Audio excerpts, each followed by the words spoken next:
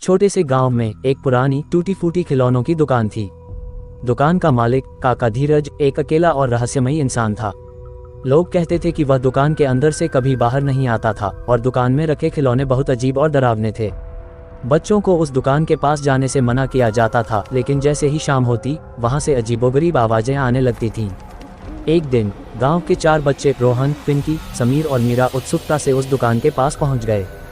उन्हें काका धीरज की दुकान के अंदर की दुनिया को देखने की जिज्ञासा हुई। उन्होंने देखा कि दुकान का दरवाजा हल्का सा खुला हुआ था। बिना ज्यादा सोचे चारों अंदर चले गए। दुकान के अंदर का दृश्य बहुत अजीब था। दीवारों पर पुराने और डरावने खिलौनों के चेहरे टंगे हुए थे। हर खिलौने की आंखें अजीब तरीके से चमक रही थीं, जैसे वे बच्चों को देख रहे हों।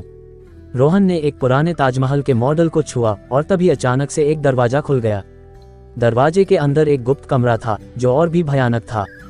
वहां पर कई पुराने टूटे फूटे खिलौने पड़े थे जिनकी आंखों से खून टपकता दिख रहा था। पिंकी ने डरते हुए एक गुड़िया उठाई। जैसे ही उसने गुड़िया को छुआ, गुड़िया की आंखें अचानक खुल गईं और उसने धीमी आवाज में कहा, तुमने मुझे क्यों जगाया? बच्चों ने घबराकर उस गुड़िया को फेंक दिया, लेकिन गुड़िया अपने आप उठ खड़ी हुई और जोर से हंसने लगी। उसकी हंसी से पूरा कमरा गूंज उठा। उसी समय कमरे के सारे खिलौने खुद ब खुद चलने लगे और बच्चों की ओर बढ़ने लगे। समीर ने हिम्मत जुटाई और एक खिलौने की ओर दौड़ा, लेकिन जैसे ही उसने खिलौने को धक्का दिया, खिलौना हवा में उड़ गया और उसके पीछे की दीवार पर एक दरार पड़ गई। दीवार के टूटते ही वहां एक गहरा अंधेरा गड्ढा दिखाई देने लगा। वह गड्ढा जैसे तैसे बच्चों को अपनी ओर खींचने लगा।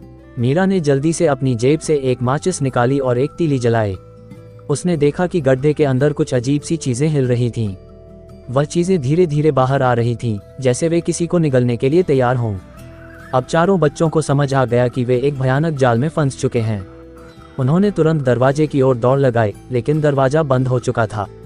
तभी काका धीरज प्रकट हुए और बोले, तुम लोग इस रहस्य को जानने आ गए हो तो अब वापस नहीं जा सकते। काका धीरज ने एक पुरानी किताब खोली और उसमें से कुछ अजीब मंत्र पढ़ने लगे। जैसे ही उन्होंने मंत्र पढ़े, सारे खिलौने जिंदा हो गए और बच्चों की ओर दौड़ पड़े। बच्चों ने अपनी पूरी ताकत से दरवाजा तोड़ने की कोशिश की और आखिरकार वे बाहर निकलने में सफल हुए। बाहर आकर उन्होंने देखा कि दुकान गायब हो चुकी थी, लेकिन वह भयानक घटना हमेशा उनकी यादों में ताज़ा रही और उस दिन के बाद से गांव के किसी भी बच्चे ने उस जगह का नाम तक नहीं लिया।